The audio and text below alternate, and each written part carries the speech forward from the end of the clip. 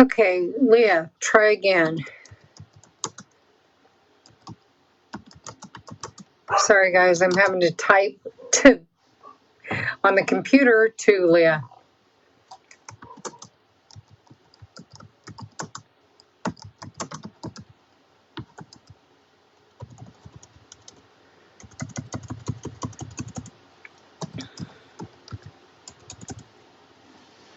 Okay.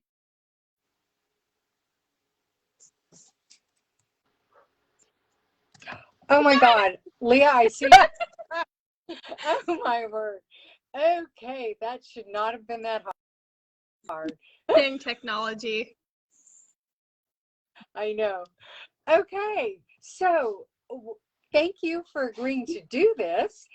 And for anyone who doesn't know who you are, which I can't imagine anyone who doesn't, you are a UNLV graduate and the current champion of Pendleton Roundup. Yeah. And yeah, so I'm just going to turn it over to you and let you tell everybody anything you think people might want to know. Just like about running at Pendleton or just in general, or All of the above. Anything about you? I do have, if you want, I have a few questions. One of them does have to do with Pendleton. They asked me, of your string, how did you decide which horse to run at Pendleton and why? so in 2019, I actually went to Pendleton and I ran Sis there. She's just a horse that really likes to run.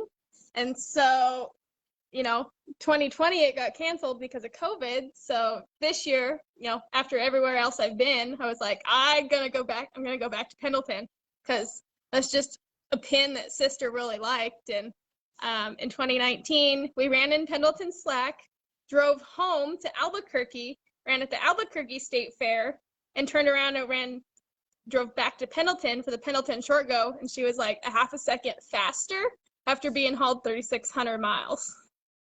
So I thought, Wow. well, maybe if I don't haul her that many miles, she might run faster than that. So, but, and the second part of that question, how I picked what string or which horse I wanted to run, Sister's kind of always been my main horse. She's definitely my big outdoor pin horse. We've kind of struggled when it comes to the little indoor winter rodeos because I don't know, it takes her kind of a while to get her stride going. So the smaller pins she kind of struggles at, but I have a young horse coming up right now and I'm hoping she'll be ready for the small winter rodeos. So I didn't think she was physically in shape enough to run at Pendleton. And she's only like 14 hands. So. Well, there's nothing wrong with 14-hand horses. she's a little extra little. Okay. Okay, so another one, this one's a little long, but I definitely understand. It says, I'm wondering how the pro girls schedule their rodeos. Do they have to pay all those entry fees ahead of time? And how do they plan travel if they qualify for the final round short go at one rodeo, but they are already off to another one where they've already paid? So so like recently this year, they have created a member portal. So like you go to WPRA.com and then like on the home link, you can click go to WPRA portal. So you have to have like your last name and your card number and you put it in and they require you to enter all your rodeos through the portal.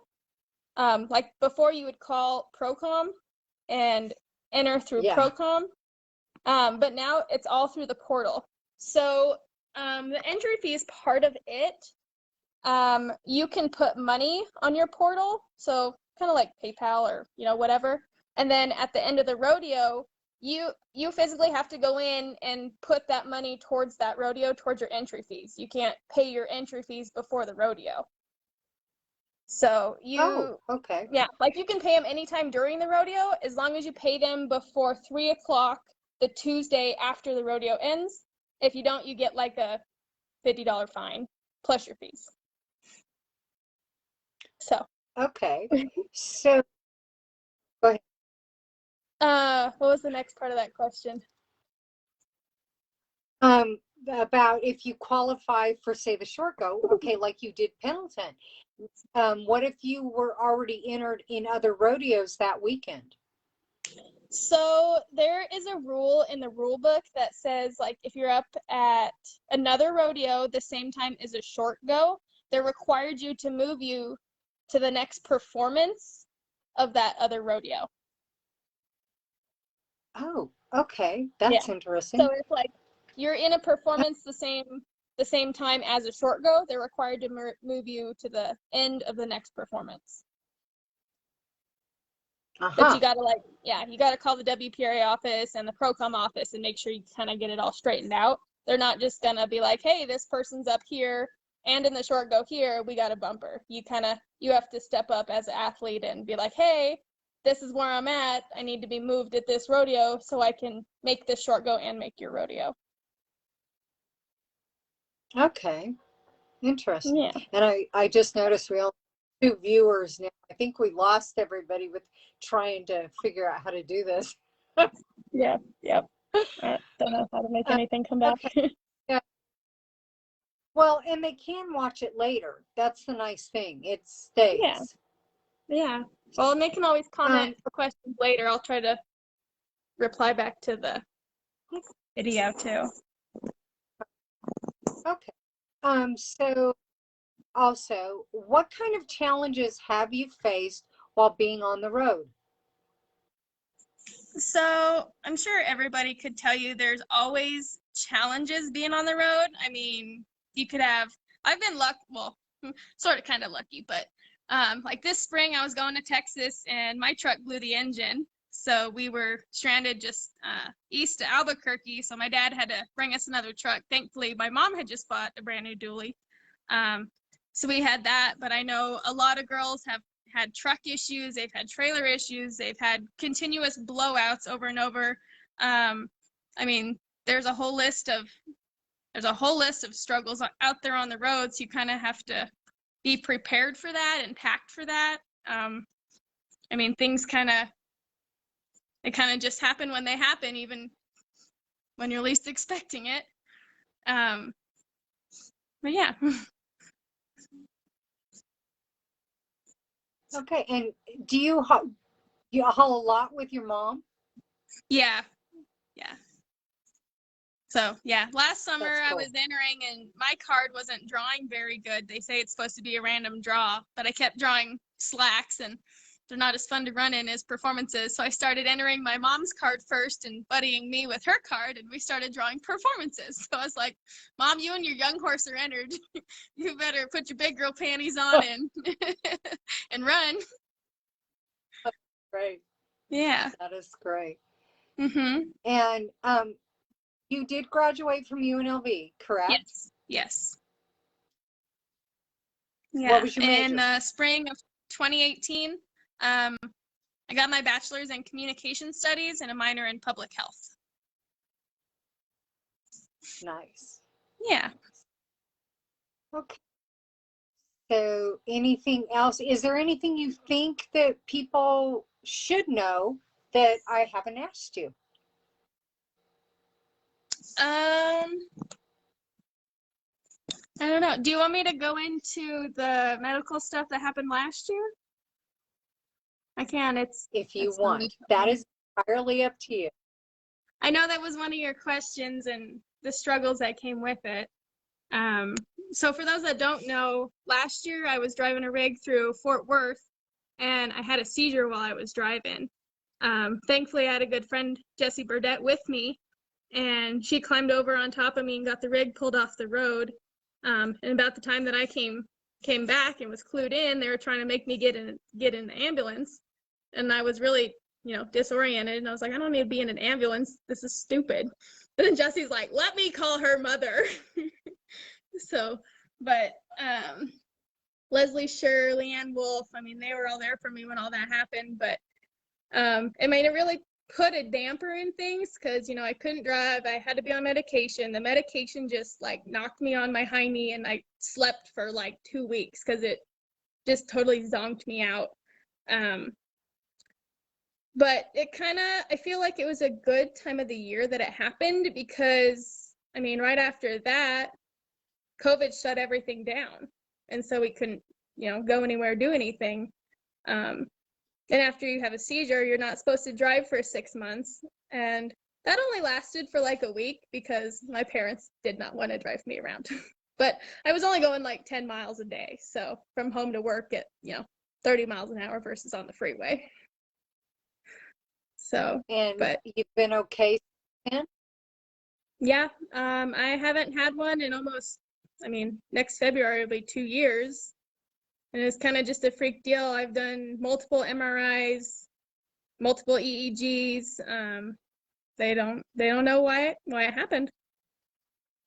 So Wow. yeah.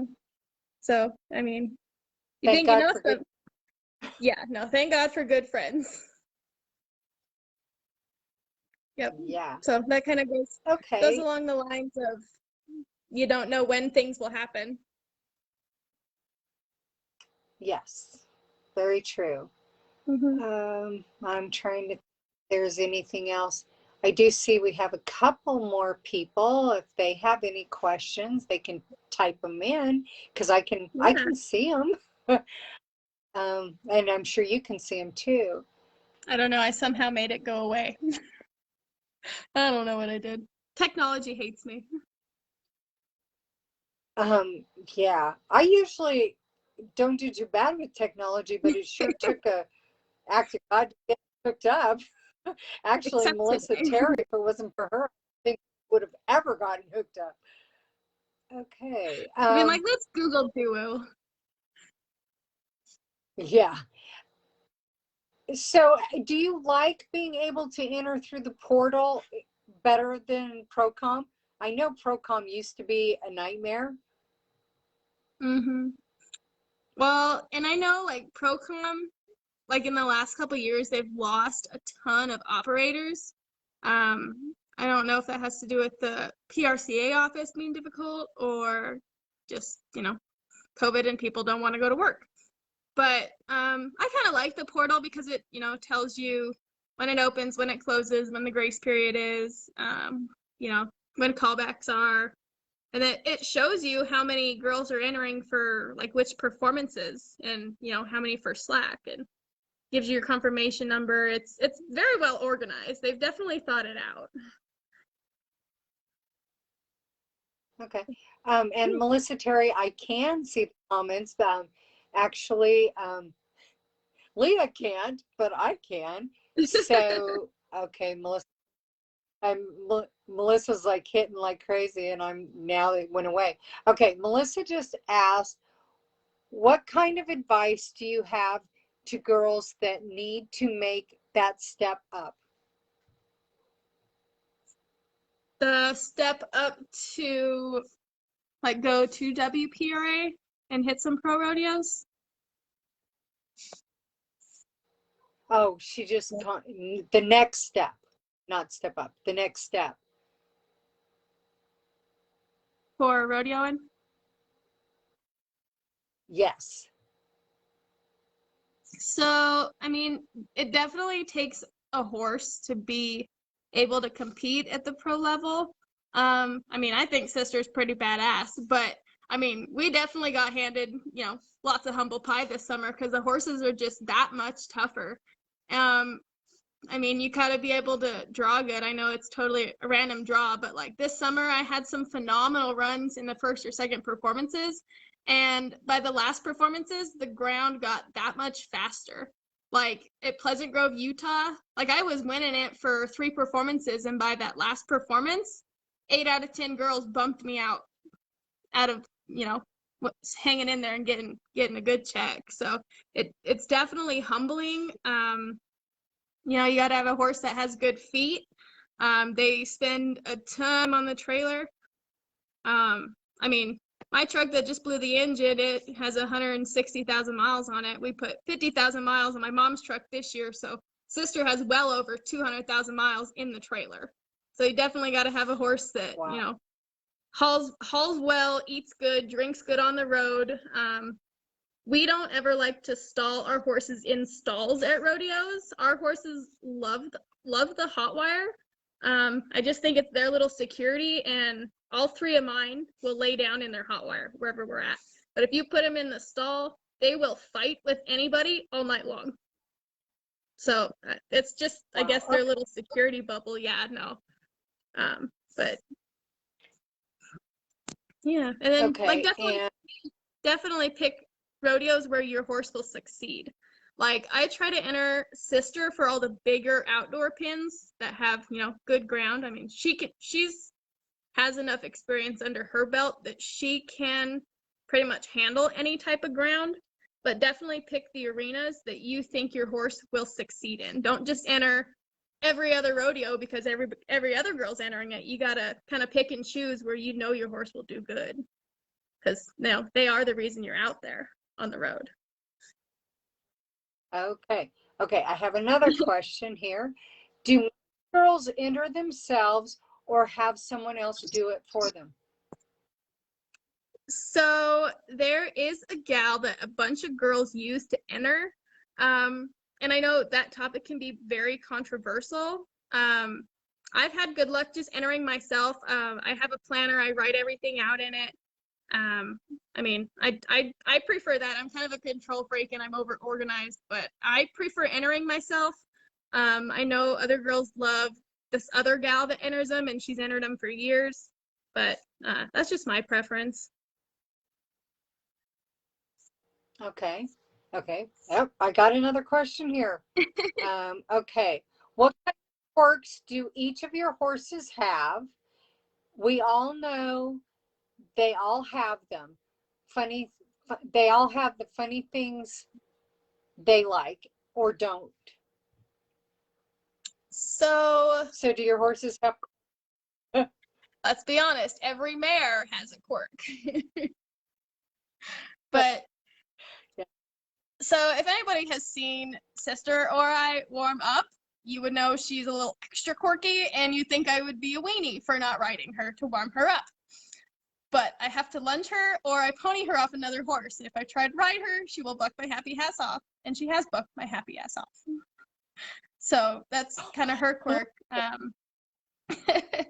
Yeah, no, she's a brat, and she knows it, and she just, like, I've tried when I first got her, when I was running her at the college rodeos, I tried to ride her to warm her up, and she just washes herself out before you run, just because she gets mad when other horses are ahead of her. Like, she just has to go faster and be ahead of them, and it totally just washes her out before she runs. So it's not even worth it. She does her job when I lunge her. She bucks when I lunge her. I look like the, you know, little Gunzel barrel racer that has never rode a barrel horse in her life, but she does her job, so we take the judgment. Yep. When I first started dating my boyfriend, huh? Oh, Sorry. go ahead. Oh, when I first started dating my boyfriend, we were talking about barrel horses, and I was like, yeah, I gotta lunge my horse to warm her up, and my boyfriend's dad was like, oh, you're that barrel racer. I was like, yes, I am. That's funny. So does your other horse, the one you're just the younger one, does it have quirks? Not really. She's pretty easy. She hauls good, she drinks good, she's not really very quirky at all. She's kind of just the sweetest little horse, and she's easy to ride, so she doesn't really have anything. She'll hang out by herself, hang out with other horses. She's pretty easy. Very good. So where are you off to next? So I think there's just like a couple local barrel races around here in the next couple weeks. And then the end of October, we're going on a family vacation to Mexico for a wedding. So we're going to do that for 10 days. And then I think probably our circuit finals the first weekend of November. And then probably go to the Las Vegas Rodeo and Brawley. And that'll probably be about it for the end of the year. Very nice. Yeah. Okay. So Is there anything else you want to maybe share with everybody, or you want to wrap this up? Oh, it doesn't matter. I'm cool talking about anything. Yeah, I don't see any more questions. So, anybody else have any questions? There's not a whole lot. We don't have a whole lot of people on there with us. Well, we'll have to share it later. Yes, yes. Mhm. And of course, like you said, if anybody has any questions that they post on it later, you'll answer them. Of course. Okay, well, then why don't we go ahead and call it a night? And thank you so much. And Yeah, thank you for putting up with me trying to figure out how to do this. that's And, okay. maybe next year after you qualify for the NFR, we can have another interview. Okay, that's the plan. Okay, thanks, Leia. Okay, talk to you later. Okay. Bye. Bye-bye.